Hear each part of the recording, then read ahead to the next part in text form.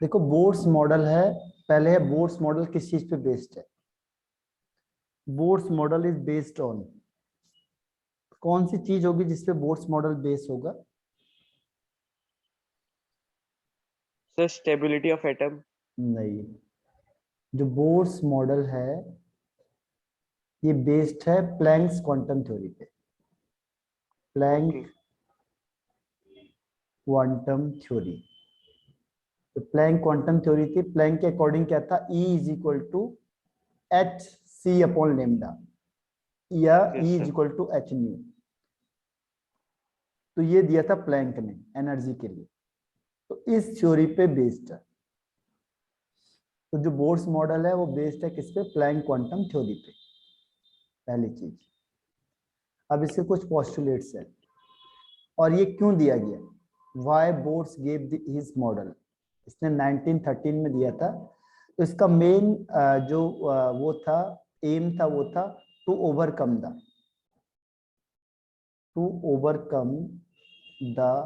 demerits of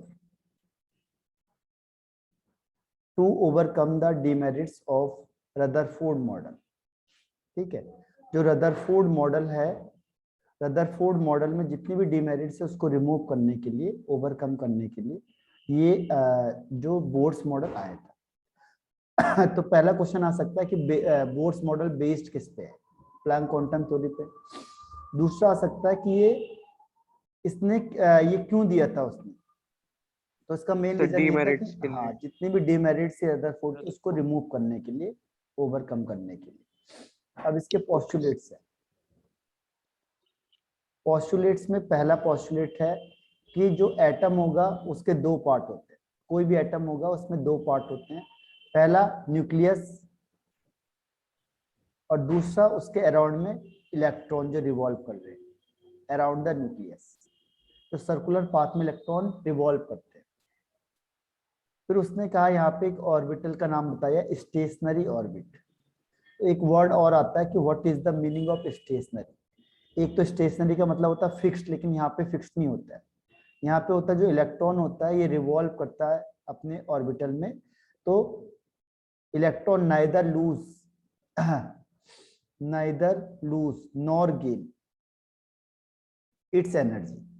जो उसकी अपनी एनर्जी होती है उसको ना तो लूज करता है और ना ही क्या करता है, गेन कर पाता है। ठीक है, neither lose nor gain its energy.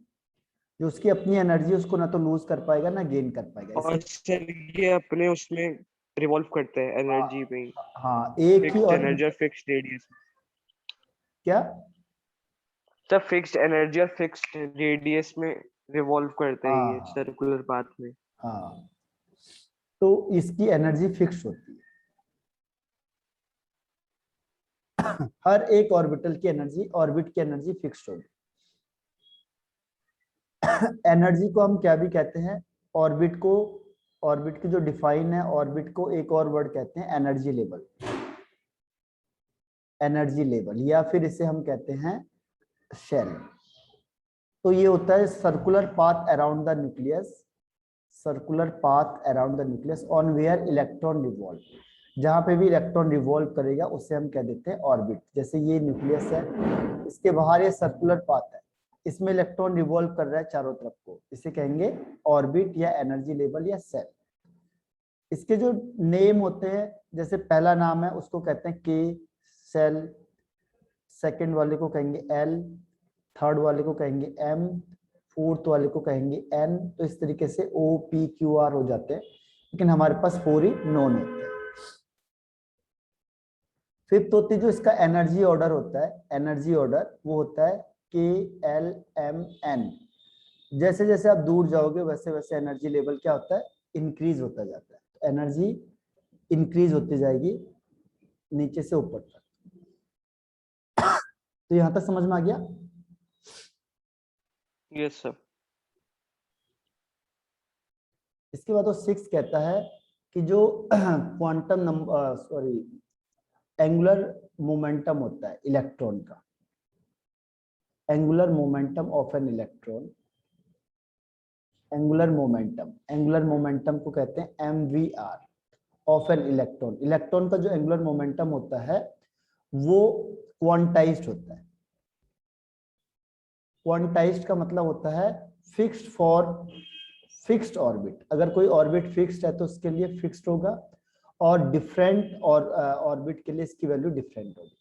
अगर ऑर्बिट आपने चेंज कर दिया तो एंगुलर मोमेंटम की वैल्यू भी क्या होगी, डिफरेंट हो जाएगी। इसके लिए फॉर्मूला क्या होता है, mvr is equal to n h upon 4 pi, ठीक है, या 2, हाँ 2 पाई, ठीक, 2 पाई होता है। तो अब क्या होता है एन एच अपॉन 2 पाई, कई बार इसको लिख देते हैं एच हैश। एच हैश का मतलब होता है एच अपॉन 2 पाई। तो कई बार किसी बुक में लिख देता है ये एन एच हैश, तो इसका मतलब भी यही हो गया, ठीक है। तो ये n का मतलब क्या हुआ, n का मतलब हुआ number of orbit.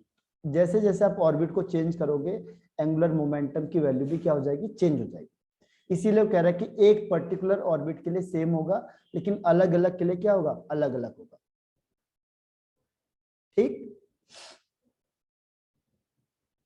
Yes sir. ऐसे ही वो कहता है जो एनर्जी होती है किसी भी इलेक्ट्रॉन की वो क्वांटाइज्ड होती है। Energy of an electron is quantized. Quantized का मतलब भी यही होता है, अभी जो मैंने बताया कि फिक्स्ड होगी एक पर्टिकुलर ऑर्बिट के लिए, पर्टिकुलर ऑर्बिट के लिए क्या होगी, फिक्स्ड होगी, और डिफरेंट होगी फॉर डिफरेंट ऑर्बिट के लिए। अगर आपने ऑर्बिट चेंज कर दिया तो एनर्जी की वैल्यू भी क्या हो जाएगी, डिफरेंट हो जाएगी। तो इसका फॉर्मूला क्या होता है, एनर्जी इज इक्वल टू होता है -1312 अपॉन, ये हो जाएगा Z square upon n square, ठीक है। और यहाँ पे इसे कहते हैं किलो जूल पर मोल। अगर इलेक्ट्रॉन वोल्ट में करेंगे 13.6 Z square upon n square electron volt per atom. अगर जूल में करेंगे, जूल में इसकी एनर्जी होती है -2.18 इंटू 10⁻18 जूल पर एटम। तो हर एक के लिए अलग अलग हो जाती है। मेन आपको ये दोनों याद रखने, ये और ये दोनों याद रखने। सर ये जूल एटम वाली कब यूज होती है? वो अकॉर्डिंग है, अगर यूनिट किस में दी है वो पता चलेगा। जो भी आपके पास क्वेश्चन आएगा तो उसमें जूल में दिया है एनर्जी को, या एंगुलर मोमेंटम में दिया हुआ है, या किस में दिया हुआ है, वो डिपेंड करेगा सिचुएशन पर। Okay sir. ये तो ऑप्शन पे डिपेंड करता है ना, ऑप्शन कैसा आ रहा है। इसके बाद आता है आपके पास नेक्स्ट पॉइंट आता है कि जो ग्राउंड स्टेट किसे कहते हैं, ग्राउंड स्टेट। ग्राउंड स्टेट कहते हैं कि जो लोवेस्ट एनर्जी स्टेट होता है, लोवेस्ट एनर्जी स्टेट किसी भी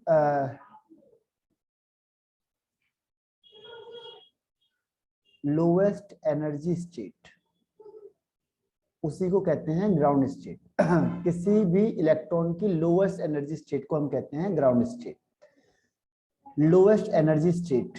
अब क्या होता है, जैसे आपने लाइट दी, ये क्या करेगा, लाइट को एब्जॉर्ब करेगा। लाइट को एब्जॉर्ब करने के बाद कहां जाएगा, हायर एनर्जी स्टेट में पहुंच जाएगा। तो ये इलेक्ट्रॉन क्या करता है, लाइट को एब्जॉर्ब करता है और एक्साइटेड हो जाता है, और एक्साइटेड होने पे क्या होगा, हायर एनर्जी स्टेट में आ जाएगा, हायर एनर्जी स्टेट में पहुंच जाएगा। और जब हायर एनर्जी स्टेट में पहुंच जाता है तो उस कंडीशन में इसे क्या कहेंगे, हायर एनर्जी स्टेट कह देंगे। तो हायर एनर्जी स्टेट या तो इस स्टेट को हम कहते हैं एक्साइटेड स्टेट। एक्साइटेड स्टेट कब होता है कि when electron absorb energy and get excited to the higher energy state, this is called excited state. यानी हायर एनर्जी को हम एक्साइटेड बोलते हैं। जैसे ये आपके पास एनर्जी स्टेट है, ये E1 है, ये E2 है, या ये N1 है और ये N2 है। अब यहाँ पे इलेक्ट्रॉन था, आपने लाइट दी, तो ये जो लोवेस्ट पोजीशन है इसे कहेंगे इसकी ग्राउंड स्टेट। अब आपने एनर्जी दे दी N3 N4, अब जितने हिसाब से एनर्जी दोगे उस हिसाब से क्या करेगा, इलेक्ट्रॉन जंप करेगा। तो अगर आपने एनर्जी कम दी तो इसमें गया, एनर्जी थोड़ी ज्यादा दी तो ऊपर चले जा सकता, और ज्यादा दी तो ऊपर जा सकता है। तो ये अकॉर्डिंगली कितनी आपने अमाउंट ऑफ एनर्जी दी है उसे, उस अकॉर्डिंग ये क्या करता जाएगा, जंप करता जाएगा। ठीक है, जंप करता जाएगा तो क्या होगा, इसी को हम कह देंगे उसकी एक्साइटेड स्टेट। ठीक है, yes sir. Sir emission spectrum को भी एक्साइटेड स्टेट ही कहेंगे ना? क्या कहेंगे, इमिशन स्पेक्ट्रम को क्या कहेंगे, एक्साइटेड स्टेट। हाँ इमिशन को कह सकते हैं, क्योंकि उसमें हीट दोगे आप तो क्या होता है, हायर एनर्जी स्टेट में चला जाता है वो।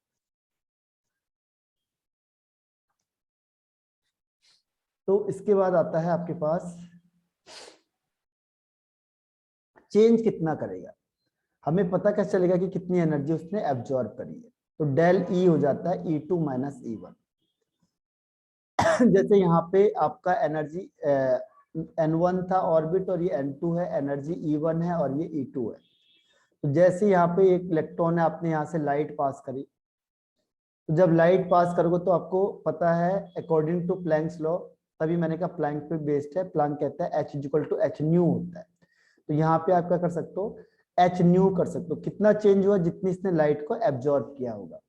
पहले सपोज करो 50 जूल एनर्जी थी, बाद में 100 हो गई, तो इसका मतलब 50 चेंज हुआ। तो 50 कैसे चेंज हुआ, जितनी अमाउंट ऑफ एनर्जी उसने एब्जॉर्ब की होगी, ये क्या है, लाइट एब्जॉर्ब।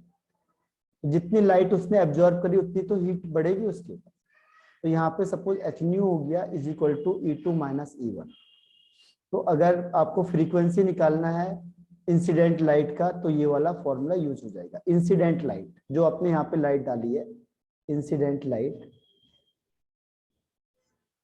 ठीक है, जैसे आप यहाँ लाइट दोगे तो इलेक्ट्रॉन यहाँ से हायर में जाएगा, और हायर में जाने से क्या होगा कि हमें पता चल जाएगा कितनी फ्रीक्वेंसी की लाइट उसने एब्जॉर्ब की है। अगर आपको वेवलेंथ निकालना है तो आपको पता है कि nu is equal to c upon lambda होता है, is equal to E2 minus E1 upon h. अब इसे क्रॉस मल्टीप्लाई कर दो तो ये क्या हो जाएगा, h C upon E2 minus E1 is equal to lambda. ये यहाँ से यहाँ जाएगा, ये अपॉन में आ जाएगा, ये यहाँ से यहाँ जाएगा, तो h c into divided by E2 minus E1। तो ये इतनी फ्रीक्वेंसी की वेवलेंथ आपने उसमें वो करी, क्या पास करी। तो ये बता सकते हैं, इससे कैलकुलेट कर सकते हैं कि जो ये लाइट है वो कितनी फ्रीक्वेंसी या कितनी वेवलेंथ की लाइट को ये एब्जॉर्ब कर रहा है। ठीक है, तो ये आपका फॉर्मूले होगा इसमें। ठीक है,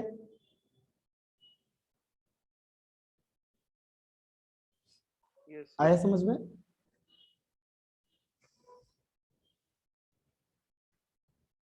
यस सर। अब इसके बाद नेक्स्ट आता है कि इसका एडवांटेज क्या होगा। एडवांटेज, एडवांटेज के लिए क्या है, देखो पहली चीज तो यही है कि ये स्टेबिलिटी को बता देता है। सर सर यहाँ पे दे रखा है v is equal to delta E upon h. क्या लिखा है,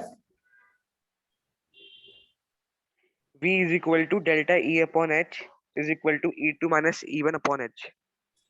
हाँ ये न्यू है, nu nu, okay sir, nu. हाँ न्यू मतलब फ्रीक्वेंसी है ये। Okay sir. तो फ्रीक्वेंसी में क्या होता है, h nu equal to E2 upon h हो जाएगा ना, एक ही बात है वो तो। Okay sir. जैसे हमने लिखा एच न्यू इक्वल टू क्या हो जाएगा, E del E, nu equal to क्या हो जाएगा, yes. Del E upon h हो जाएगा, और ये डेल ई इक्वल टू क्या होता ओके है, सर। E2 माइनस E1 हो जाएगा। सर मतलब जो एनर्जी चेंज हो रही है ये इसकी फ्रीक्वेंसी बताती है। हाँ जो लाइट एब्जॉर्ब करेगा उसकी फ्रीक्वेंसी है, तभी तो एनर्जी बढ़ी। और फ्रीक्वेंसी और वेवलेंथ इससे निकल सकती है। हाँ यहाँ से इस फ्रीक्वेंसी से वेवलेंथ निकल जाएगी। यस सर, सी अपॉन लैम्डा करके। ठीक है, यस सर। तो अब इसमें एडवांटेज में कि स्टेबिलिटी ऑफ एन एटम को एक्सप्लेन करता है।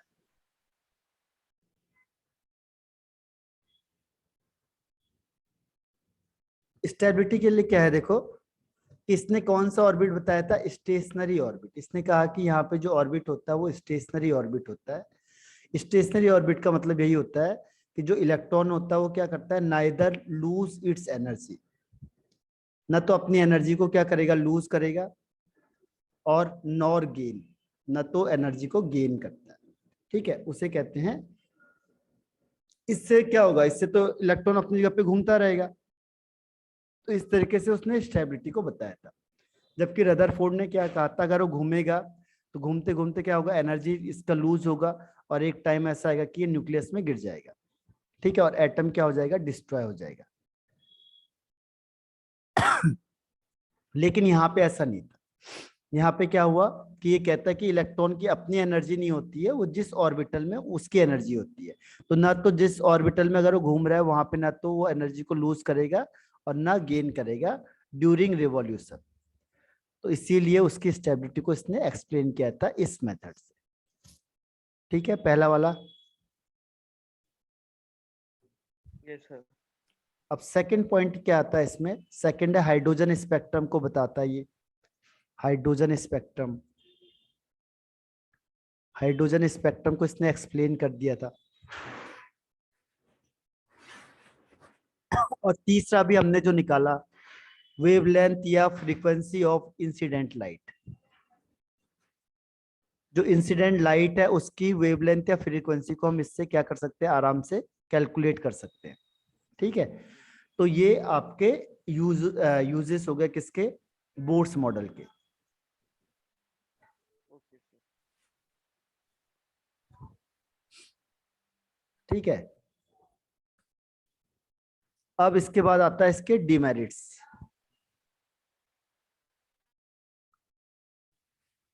डिमेरिट्स में पहला आता है कि जो हाइड्रोजन है या हाइड्रोजन लाइक एटम है। हाइड्रोजन लाइक एटम का मतलब जिसके पास भी क्या होगा, कंटेन वन इलेक्ट्रॉन। जिसके पास भी वन इलेक्ट्रॉन होगा, जैसे लिथियम 2+ हो गया, हीलियम 1+ हो गया, या बेरिलियम 3+ हो गया। ठीक है, तो इनके एटम के स्पेक्ट्रम को तो इसने एक्सप्लेन किया था, सक्सेसफुली एक्सप्लेन। लेकिन ये किसको एक्सप्लेन नहीं कर पाया था, multi electronic, multi electronic atom. जिसके पास ज्यादा एटम होते हैं उसके स्पेक्ट्रम को ये एक्सप्लेन नहीं कर पाया, उसके स्पेक्ट्रम को यह कुड नॉट एक्सप्लेन। तो मीन्स जो हाइड्रोजन स्पेक्ट्रम था वो सिर्फ एक इलेक्ट्रॉन के लिए बेस्ड हुआ। हाँ, जिसके पास भी एक इलेक्ट्रॉन होगा बस, हाइड्रोजन या हाइड्रोजन जैसे कंपाउंड जिसके पास एक इलेक्ट्रॉन होगा, जैसे लिथियम 2+, तो इसने 2 इलेक्ट्रॉन लूज कर दिए, एटॉमिक नंबर 3 है तो एक इलेक्ट्रॉन बच गया। हीलियम में 2 है, एक लूज कर दिया तो एक बचेगा। बेरिलियम में 4 होता है एटॉमिक नंबर, 3 लूज कर दिए तो एक बचेगा। तो जिसके पास भी एक इलेक्ट्रॉन होगा ये उसके स्पेक्ट्रम को बता पाया बस। जो ये था मल्टी इलेक्ट्रॉनिक एटम है, यानी जिसके पास ज्यादा इलेक्ट्रॉन होंगे 2 3 4, 2 3 4, उसके स्पेक्ट्रम को ये एक्सप्लेन नहीं कर पाया। Okay sir.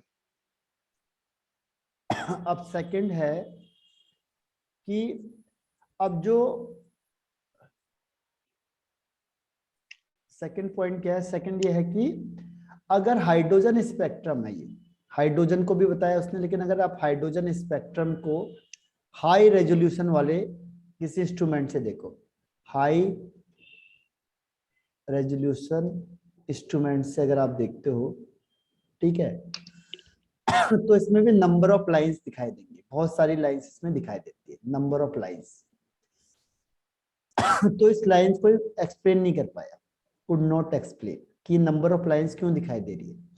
अगर आपने हाई रेजोल्यूशन इंस्ट्रूमेंट से देखते हो तो क्या होगा, आपको उसमें भी दिखाई देंगे, इसमें तो बहुत सारी लाइंस दिख रही, लेकिन जो ये था बोर्स था, he could not explain the line spectrum of hydrogen when we observe through high resolution instrument. अगर आप बहुत हाई पावर वाले इंस्ट्रूमेंट से देखते हो हाइड्रोजन स्पेक्ट्रम को तो उसमें भी बहुत सारी लाइंस दिखाई देंगी, लेकिन ये उसको एक्सप्लेन नहीं कर पाया। ठीक है, तो ये इसका सेकंड पॉइंट हो गया। क्लियर? Yes sir. अब आता है थर्ड। थर्ड में क्या है, थर्ड में ये है कि जो ये क्या कहते हैं उसके लिए, जीमैन इफेक्ट, जीमैन इफेक्ट को भी एक्सप्लेन नहीं कर पाया। Could not explain. Zeeman effect होता क्या देखो, यस सर, मैग्नेटिक इफेक्ट हाँ, ऑफ इलेक्ट्रॉन, यानी कि जैसे पॉजिटिव। आपने इस क्या किया, स्पेक्ट्रम को कहाँ रखा, मैग्नेटिक फील्ड में रखा, तो ये स्पेक्ट्रम क्या होगा, नंबर ऑफ लाइंस में टूट जाएगा। ठीक है, जैसे मैग्नेटिक फील्ड है और मैग्नेटिक फील्ड में आपने एक स्पेक्ट्रम को रखा है यहाँ पे,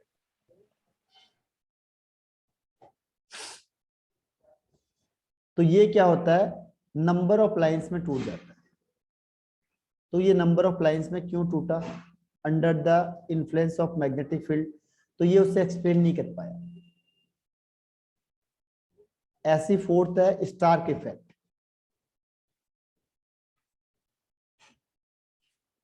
स्टार्क इफेक्ट का मतलब क्या हुआ कि जैसे ये इलेक्ट्रिक फील्ड है, यानी प्लस और ये माइनस चार्ज, अगर आपने इसमें क्या किया, सॉरी एक लाइन लगा दी यहाँ पे, यानी एक स्पेक्ट्रम रखा आपने, ये एक स्पेक्ट्रम रख दिया। अब जैसे आपने इससे इलेक्ट्रिक फील्ड में तो रिजल्ट सेम आए, इसमें भी क्या हुआ है, नंबर ऑफ लाइंस में टूट गया। तो ये भी उससे एक्सप्लेन नहीं कर पाया बोर्स की ये क्यों टूटा है, चाहे आप इलेक्ट्रिक फील्ड में रखो चाहे मैग्नेटिक फील्ड में रखो, तो ये नंबर ऑफ लाइंस में टूट रहा है, तो ये इसको रीजन क्या है इसका, तो उसको एक्सप्लेन नहीं कर पाया। फिफ्थ पॉइंट है जो अभी आप पढ़ोगे, हाइजेनबर्ग हो गया, हाइजेनबर्ग अनसर्टेनिटी प्रिंसिपल, या डी ब्रोगली इक्वेशन या कॉन्सेप्ट, तो ये इसको भी एक्सप्लेन नहीं कर पाया। इसके अकॉर्डिंग जो शेप होता है वो 2 डायमेंशनल होता है अकॉर्डिंग टू बोथ, लेकिन जब बाद में देखा कि जो एटम्स होता है वो 3 डायमेंशनल होता है, 2 डायमेंशनल नहीं होता है। ठीक है, तो इसका मानना था कि ये 2 डायमेंशनल होता है। शेप ऑफ मॉलिक्यूल को ये एक्सप्लेन नहीं कर पाया, शेप ऑफ मॉलिक्यूल को भी ये एक्सप्लेन नहीं कर पाया। ऐसे बहुत सारे डिमेरिट्स हैं जो ये बोर्स मॉडल है एक्सप्लेन नहीं कर पाया। ठीक है, तो इनमें से कोई एक पूछ लेगा आपसे, इसका मेन रीजन क्या था, जो बोर्स था उसके अकॉर्डिंग ये था कि जो इलेक्ट्रॉन होता है या छोटे पार्टिकल होते हैं ये केवल पार्टिकल नेचर को शो करते हैं, इनके अकॉर्डिंग ये था। लेकिन बाद में पता चला कि जो इलेक्ट्रॉन होता है वो वेव नेचर भी शो करता है, इसी की वजह से सारी की सारी प्रॉब्लम आ रही थी। तो जितने भी डिमेरिट्स हो तभी आ रहे थे कि इसका ये मानना था कि जो इलेक्ट्रॉन होगा वो केवल पार्टिकल नेचर का होता है, लेकिन जब बाद में डिस्कवर हुआ तो देखा गया कि जो इलेक्ट्रॉन होता है वो वेव नेचर का होता है, इसीलिए सारी की सारी डिमेरिट्स को ये शो कर रहा था। तो ये हो गया डिमेरिट्स ऑफ बोर्स मॉडल। ठीक है, यस सर। इसमें कोई डाउट? No sir. अब देखो डी ब्रोगली कॉन्सेप्ट क्या होता है, डी ब्रोगली ने क्या बोला था, इन सबका यही मानना था कि जो इलेक्ट्रॉन होता है वो वेव नेचर शो करता है। तो डी ब्रोगली ने कहा कि डुअल नेचर, इसको एक और नाम देते हैं डुअल नेचर ऑफ मैटर, यानी कि कोई भी जो मैटर होगा, कोई भी मैटर होगा तो वो डुअल नेचर शो करता है। डुअल नेचर, डुअल नेचर का मतलब होता है कि उसके अंदर पार्टिकल नेचर भी है और उसके अंदर वेव नेचर भी है। तो इसने पहली बार बताया कि वेव नेचर भी होता है, नहीं तो हम लोग ये सोचते थे छोटे पार्टिकल में जैसे इलेक्ट्रॉन, प्रोटॉन, न्यूट्रॉन, इसमें डुअल कैरेक्टर होता है, पार्टिकल नेचर भी होता है और वेव नेचर भी होता है। लेकिन इससे पहले मानते थे 1924 में डी ब्रोगली ने कॉन्सेप्ट दिया था, डी ब्रोगली। ठीक है, तो जो माइक्रोस्कोपिक पार्टिकल होते हैं, जो छोटे पार्टिकल होते हैं वो वेव नेचर भी शो करते हैं। तो इसके लिए एक फॉर्मूला जो हमने डिराइव किया था, लेमडा इज इक्वल टू, इसे कहते हैं de Broglie wavelength is equal to h upon m b या फिर एच अपॉन मोमेंटम। ठीक है, और ये क्या है यहाँ पे, ये है आपके पास वेवलेंथ, तो इसे कहते हैं डी ब्रोगली वेवलेंथ, इसे कहते हैं डी ब्रोगली वेवलेंथ। तो अगर क्वेश्चन आता है कि डी ब्रोगली का वेवलेंथ का फॉर्मूला बताओ, या डी ब्रोगली का फॉर्मूला बताओ, तो ये फाइनल ये फॉर्मूले को हम प्रिफर करते हैं, ठीक है। और ये केवल और केवल किसके लिए एप्लीकेबल होता है, ये एप्लीकेबल होता है केवल और केवल छोटे पार्टिकल के लिए, माइक्रोस्कोपिक पार्टिकल के लिए, जो छोटे होते हैं, like electron, proton, neutron etcetera, ठीक है। तो इसे कहते हैं डी ब्रोगली कॉन्सेप्ट। आया समझ में? Yes sir.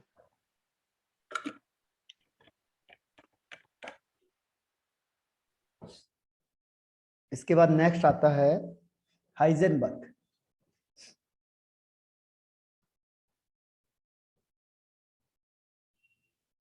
हाइजेनबर्ग्स uncertainty principle. Uncertain का मतलब एक चीज फिक्स होगी तो एक चीज नहीं होगी, इसलिए उसको कह दिया अनसर्टेनिटी प्रिंसिपल। तो जर्मन था हाइजेनबर्ग, 1927 में उसने ये कॉन्सेप्ट दिया था। तो इसके अकॉर्डिंग क्या है कि जो पोजीशन है, ठीक है, पोजीशन है, और दूसरा है वेलोसिटी या मोमेंटम।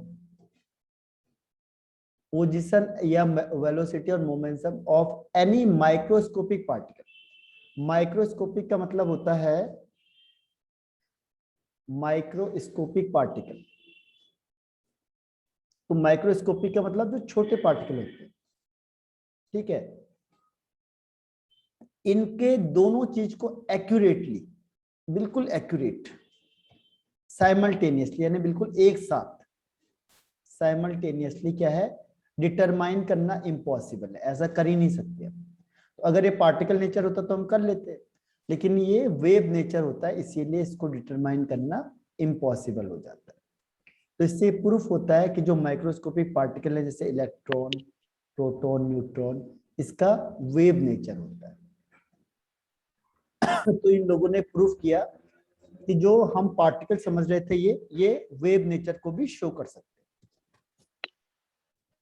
ठीक है। ये आया समझ में यहां तक? Yes sir. अब इसने एक इक्वेशन दी थी इसके लिए। तो इसने कहा कि अगर सपोज करो आपने पोजीशन को फिक्स कर दिया, आपको पता चल गया कि पोजीशन सर्टेन है, तो जो उसकी वेलोसिटी है या जो उसका मोमेंटम है वो अनसर्टेन हो जाएगा, वो फिक्स नहीं रहेगा। और अगर आपने पोजीशन को अनसर्टेन किया है, यानी पोजीशन का आपको पता नहीं चल रहा है, तब आप उसकी वेलोसिटी या मोमेंटम को सर्टेन कर सकते हो, तब उसकी वेलोसिटी या मोमेंटम को आप निकाल सकते हो। इसके लिए एक फॉर्मूला दिया था उसने, डेल एक्स। डेल एक्स का मतलब uncertainty in position into del p is equal to h upon 4 pi. Actual में ये होता है ग्रेटर देन और इक्वल टू, ग्रेटर देन और इक्वल टू। लेकिन जब आप मैथमेटिक क्वेश्चन करते हो तो ग्रेटर देन का कोई काम रह नहीं जाएगा, तो वहां पे हम इक्वल टू कर देते हैं। लेकिन अगर आपके पास ऐसा आ गया ऑब्जेक्ट, उसमें आ गया ऑब्जेक्टिव में कि हाइजेनबर्ग अनसर्टेनिटी प्रिंसिपल कौन सा है, तो आप इसको टिक करोगे, ये माना जाएगा। लेकिन जब आप मैथमेटिक्स करते हो तो वहां पे क्या होता है कि जो ये साइन है उसको हटा के इक्वल कर दिया जाता सर बट अगर इज इक्वल टू साइन भी आया इसमें तो? है। इज इक्वल टू साइन नहीं आया, नहीं सर, जैसे ये वाला ग्रेटर देन वाला अलग से आया और इज इक्वल टू वाला अलग से आया तो दोनों गलत है, दोनों एक साथ ओके। आएंगे तभी सही माना जाएगा। लेकिन जब आप मैथमेटिक्स करते हो तो वो इक्वल मान लेता है, मैथमेटिकल ओके। में वो इक्वल मान लेता है, अदरवाइज यही कंडीशन आएगी तब आपको सही माना जाएगा, नहीं तो दोनों कंडीशन गलत है। लेकिन मैथमेटिक्स में हम इसको सही मान लेते हैं क्योंकि हम ग्रेटर देन तो कर नहीं सकते। मोमेंटम इज इक्वल टू होता है mass into velocity is equal to h upon 4 pi, ठीक है। तो ये वाला भी फॉर्मूला हम यूज कर सकते हैं इसमें, मतलब ये वाला फॉर्मूला अगर मोमेंटम नहीं दिया है तो momentum is equal to mass into v. तो डेल एक्स क्या हो जाएगा, uncertainty in position, uncertainty in position, position में कितना अनसर्टेन है। और डेल वी का मतलब होता है अनसर्टेन इन वेलोसिटी। और डेल पी आ जाता है तो del p is equal to होता है uncertain, uncertain in momentum. Uncertain in momentum. ठीक है, तो ये आपका Yes, sir. ये वैल्यूज हो गई। तो ये हाइजेनबर्ग हो गया। और तो सर जो न्यूटन सेकंड लॉ से जो आता है डेल्टा ई एन टी वाला, हाँ, उसको भी कर सकते हैं, सही कह रहा हूं।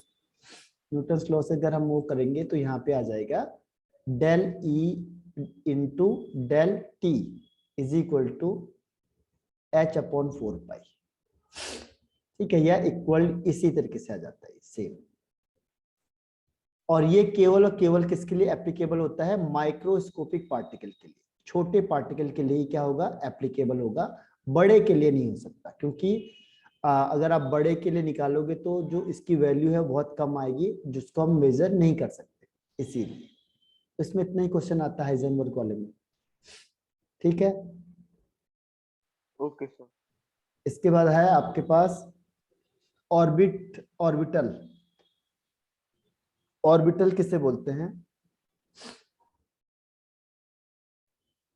ऑर्बिटल होता है एक 3 डायमेंशनल स्पेस होता है अराउंड द न्यूक्लियस।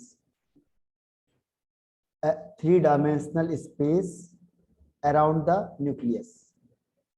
ठीक है, on where the probability of finding the electron is maximum.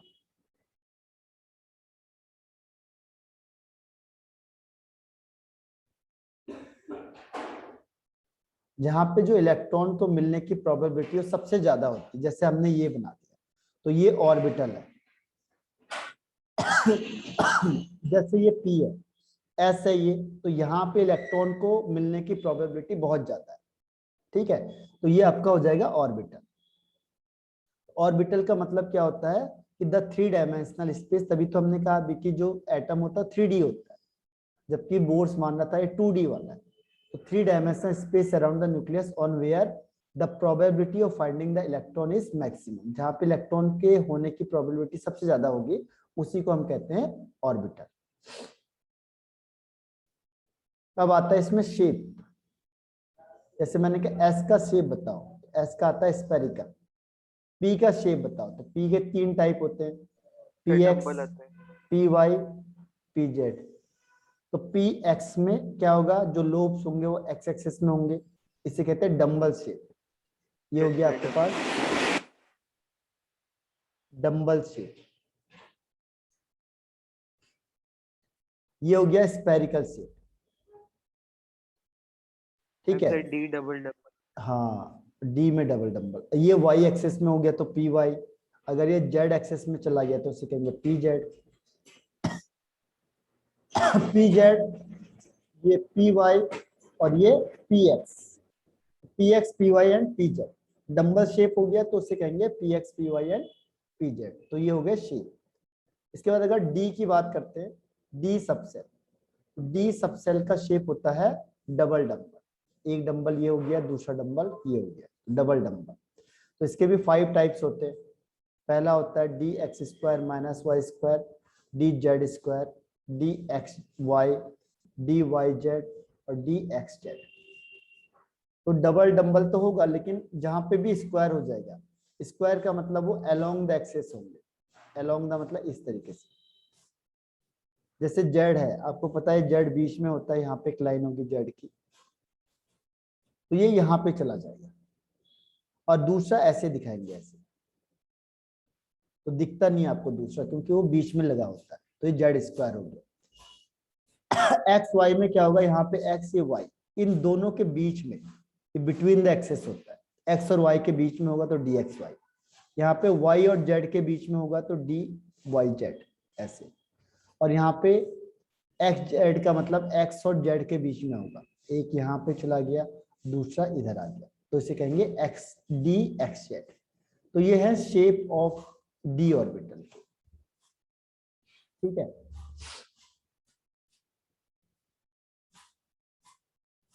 आया समझ में? Yes sir. तो अभी आपको रिज्वाइन करना है, फिर से टाइम खत्म हो गया है। ठीक, रिज्वाइन ओके करो सर। सेम।